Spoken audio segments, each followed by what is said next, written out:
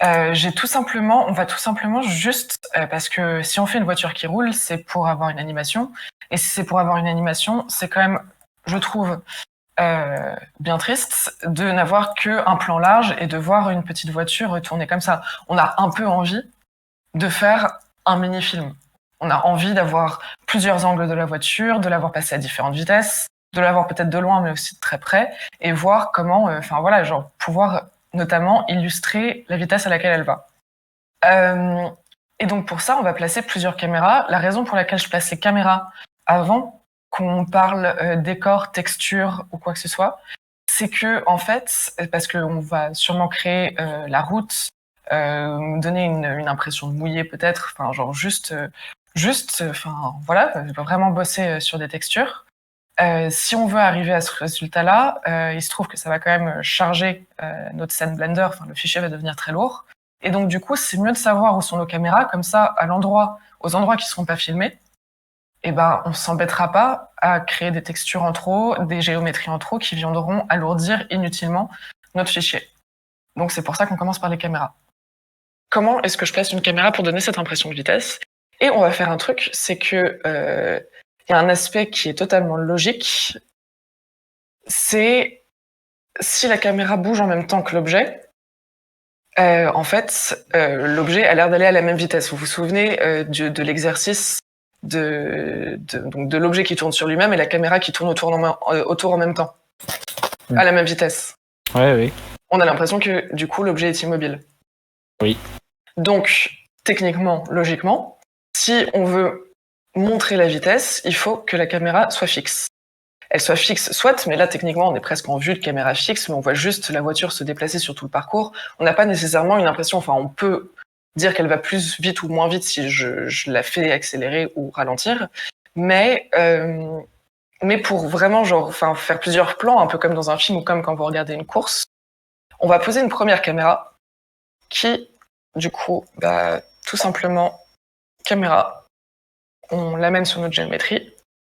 On va d'ailleurs faire View et Align View et Align Active Camera to View. On sait qu'elle est active parce que ici, là-haut, il y en a qu'une seule de toutes les manières, mais le petit voyant vert est sélectionné. Et du même coup, View, Align Active Camera to View. Donc là, ma caméra vient de s'aligner exactement à mon point de vue. Et donc, on voit la voiture, la voiture passer devant. Bon, elle passe très bas. Et on est un peu loin, en fait, parce que du coup, on lui laisse, entre guillemets, le temps de passer. Et en fait, je vais avoir, du coup, envie de zoomer pour voir ce que ça donne lorsque je me rapproche réellement de cette voiture. Alors, je pense, peut-être que vous vous en souvenez, ici, dans View, vous pouvez cliquez sur Camera to View, et dans ces cas-là, lorsque vous allez zoomer, c'est en fait la caméra qui s'avance. Quand vous allez vous déplacer, pareil. Et donc du coup, on va pouvoir viser parfaitement l'endroit qu'on veut filmer, tout simplement. Et là, moi, je vais faire un zoom assez grand. Hop.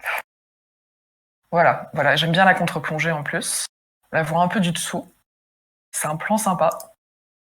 Vous voyez, comme ça, paf. Et on la voit passer super rapidement. Je désélectionne après quand je veux juste parce que sinon après ça modifie non-stop. Enfin, vous voyez. Et là on a vraiment quand on oublie le fait qu'elle passe derrière, on mettra des obstacles pour faire qu'on voit pas. Mais vous voyez à quel point l'impression de vitesse est dingue quand on fait un zoom et qu'on a un plan fixe. Donc voilà, j'ai stoppé ma voiture ici. Je vais retourner même un peu en arrière. Je vais la mettre là. Voilà, je vais la mettre ici. Je vais me rapprocher là comme ça de ma voiture parce que hop, excusez-moi, j'avais dit que j'aimais bien une petite contre-plongée. Voilà, je trouve que si l'amorce de ma voiture est comme ça, c'est pas mal. Mais en vrai, je vais d'abord dézoomer un peu. Et donc, c'est ce que je vous avais dit. Vous avez une caméra là déjà sur place. Et donc, faites View, Align Active Camera to View. Et donc, du coup, ma caméra vient se placer exactement sur ce que je voyais à l'écran, en fait. CTRL Alt 0, ça marche aussi. CTRL Alt 0 aussi, c'est vrai. Vive les raccourcis. D'ailleurs, je vais vérifier comment ça marche. En fait, c'est juste que sur Mac, parfois, ils n'ont pas les mêmes... Oui. Voilà, donc très pratique. Donc, je vais reprendre la vue. Voilà, genre c'est à peu près de cet angle-là. CTRL Alt 0. Hop. Et donc, toujours mon aspect super utile, parce que là, on est d'accord qu'on n'est pas cadré. Donc, rappelez-vous, donc vous allez donc dans View, toujours dans View, en fait, pour gérer la caméra, ce sera toujours les icônes View, parce que c'est ce que vous voyez littéralement, enfin, genre, ça veut dire voir, donc voilà. Et si vous sélectionnez Camera to View, quand vous allez vouloir vous déplacer dans votre géométrie, en fait, c'est la caméra qui se déplace, ce qui est, encore une fois, incroyablement pratique. Et là, moi, j'aime bien quand ma voiture est cadrée comme ça, quoique, est-ce que j'ai envie que la voiture fonce vers moi ou s'éloigne de moi? Bah, en fait, je pourrais même mettre 2 caméras. Donc, je vais choisir celle-là. Je désélectionne ça pour pouvoir quitter ce mode. Je vais rajouter une caméra. Là, je vais un peu vite parce que je pense que c'est aussi bien que vous créez vos propres, vos propres vues. Il y a aussi une question de genre, qu'est-ce que j'aime, qu'est-ce que j'ai envie de montrer. Après ça, vous pouvez toujours le modifier. Mais du coup, quand là, vous allez rajouter une nouvelle caméra, vous allez vous rendre compte que l'active caméra, donc c'est là que ça se passe. C'est là que je viens modifier laquelle est active. C'est-à-dire que quand ça c'est sélectionné, c'est la caméra qui est active. Donc maintenant, j'active celle-ci. Donc vous voyez, quand je vais faire 0, bah, on voit rien parce qu'elle s'est placée au centre de ma géométrie, enfin en tout cas là où le curseur se trouvait. Et donc là, pareil, elle est sélectionnée, je fais View. Non, je veux pas cette vue-là, donc je vais me placer comme ça, plus ou moins, pour ensuite la replacer. View, Align View, Align Active Camera to View, ou CTRL Alt 0. On est bon. Je reclique, je resélectionne Camera to View, et je déplace. J'aimerais donc du coup que la voiture... Excusez-moi. Alors. Hop. Pardon. Je vais faire comme ça plutôt, ce sera plus simple. En fait, c'est plus simple de partir de moins zoomer et ensuite zoomer une fois que vous êtes dans le bon axe. Et ensuite, replacer. Voilà. Je veux la version qui s'éloigne, ça veut dire que... Hop. Ok. Donc cette vue me satisfait pas mal. Je vois un bout du paf, donc ça veut dire qu'elle va passer juste là. Hop. Et donc ça veut dire... Et là, je vous montre tout simplement. Donc là, mon active caméra, c'est celle-là. Donc quand je suis dans 0, donc la vue au travers de la caméra, dans numpad 0... Attends, d'ailleurs, je vais juste remettre ça. Donc numpad 0, hein, bon, pour le quitter et pour revenir. Là, je vais lancer mon animation, donc on perd ma voiture pendant un petit moment. Et en fait, ce qui est intéressant, c'est que je peux switcher entre les deux. C'est-à-dire qu'en cliquant sur ces deux icônes de Active Camera, je peux switcher entre les deux. Et donc, du coup, je peux voir facilement quel effet donnent mes plans, en fait. Là, hop, on la voit passer devant. Là, hop, on la voit s'éloigner. Vous voyez l'idée? Et en fait, le fait de mettre la caméra aussi proche et de la laisser fixe donne vraiment... Là, pour le coup, ce sera pour la partie du discours. Enfin, si vous faites une petite vidéo, là, ce sera la partie montrer que la voiture va vite. Voilà, c'est comme il y a une différence de vitesse infinie, étant donné que elle avance et que la caméra ne bouge pas. La différence de vitesse est donc du coup à l'infini parce que 0, c'est 0. Du coup, ça souligne vraiment la vitesse de l'objet. Et plus on est proche, plus ça souligne cette vitesse. On le voit bien là quand on voit la voiture passer dans le fond. Elle a l'air moins rapide techniquement que lorsqu'elle passe rapidement dans l'écran. Et ça vient juste du fait qu'on voit l'objet très peu de temps dans le cadre, puisque on est très zoomé. Et donc moins de temps on voit l'objet dans le cadre, plus il paraîtra aller vite. Donc ça, c'est pour la première vue. La vue on montre que la voiture est rapide. Est-ce que ça vous paraît clair et intéressant? Ouais. Ouais. Ça marche, oui, réussi. Yes. En soi, c'est juste des positionnements un peu basiques, mais c'est ce qui vous permettra le mieux d'être créatif quand vous montrez en fait une petite animation et une petite vidéo de votre voiture. Parce que ce qu'il faut savoir aussi, c'est que en fait, lorsque vous allez vouloir faire un rendu, ce que vous pouvez faire déjà, c'est qu'il y a deux choses. On imagine que je veux faire le rendu du coup de cette vue-là, ici. Donc, et je sais que ma voiture, elle va passer de la frame, donc elle arrive en frame 56, en frame 55, elle n'est pas là.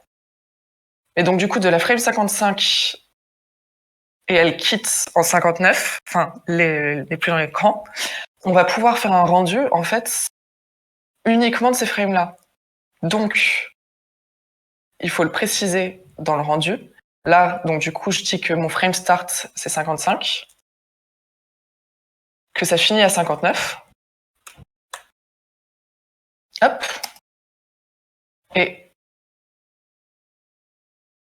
voilà, c'est assez drôle vu comme ça, mais donc du coup, ça veut dire que lorsque vous allez faire le rendu, que vous avez, d'ailleurs, quand vous faites un rendu, il faut encore bien sélectionner la bonne caméra, parce que si je sélectionne celle-ci, c'est celle-ci dont le rendu sera fait.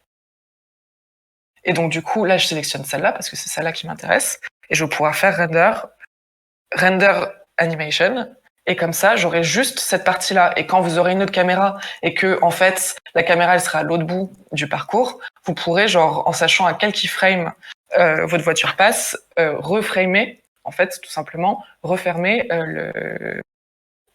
repréciser, en fait, à quel endroit vous voulez qu'on fasse le rendu, et bien sûr, en sélectionnant la bonne caméra. Est-ce que vous suivez? Oui. Voilà. En plus, là, ce qui est cool, c'est que comme mes deux caméras sont assez proches, en soi, quand je vais faire ça, donc je lance mon animation, et quand je switch, je peux switcher facilement et voir genre le rapport d'image entre les deux. Voilà. Mais bon, je pourrais pas le faire si j'avais une caméra genre de quand la voiture passe de l'autre côté, parce que du coup, c'est pas les mêmes keyframes. Mais voilà. Donc, du coup, ce que je vous propose maintenant que vous avez l'idée, parce qu'on a vu quand même, on a vu les tractos, enfin la caméra qui suit un objet, etc. Et donc on va faire petit test. Je vais vous demander de placer une caméra comme vous voulez avec plongée contre plongée. J'imagine que vous savez ce que ça veut dire. Plongée, c'est quand... Alors je confonds parfois les deux, c'est comme chamois et dromadaire. Plongée, c'est quand on regarde l'objet du dessus, et contre-plongée, c'est quand on le regarde d'en bas. La contre-plongée donne souvent un côté un peu impressionnant. Tu vois, genre quand une voiture te fonce dessus et que toi t'es placé en contre-plongée, elle est plus impressionnante. Et quand t'es en plongée, elle est plus... en fait, on te présente plus l'objet. Il est moins impressionnant, et donc du coup, c'est plus pour de la présentation. C'est vraiment genre tout ce que je vous dis là, c'est purement pour que votre image dise quelque chose. Donc de la même manière qu'on a placé cette caméra pour donner l'impression de vitesse, là on va placer une caméra qui va donner juste une impression en fait qui juste suit la voiture, et qui donne un aspect purement genre documentaire, c'est-à-dire voilà, la voiture elle ressemble à ça, elle est à tel endroit du parcours. Donc est-ce que ça vous va si vous placez chacun votre caméra, du coup une sorte de caméra objective, plan plutôt large, sur lequel on voit la voiture en entier et qui la suit sur tout le parcours? Mmh. Vous faites ça? Vous avez peur? Non, pas Non, trop. non, c'est bon. C'est parti. Et du coup, en utilisant le tracto qu'on avait vu il y a une semaine ou deux, je crois. Damien, je sais plus si t'étais là, mais il me semble que oui. Si, j'étais là pour le tracteur. Ouais, c'est ça. Ok, parfait. Et vous allez tous partager vos écrans, comme ça je vais pouvoir me balader. Si ça vous va. Yes, vous faites ça? Ça marche. Cool.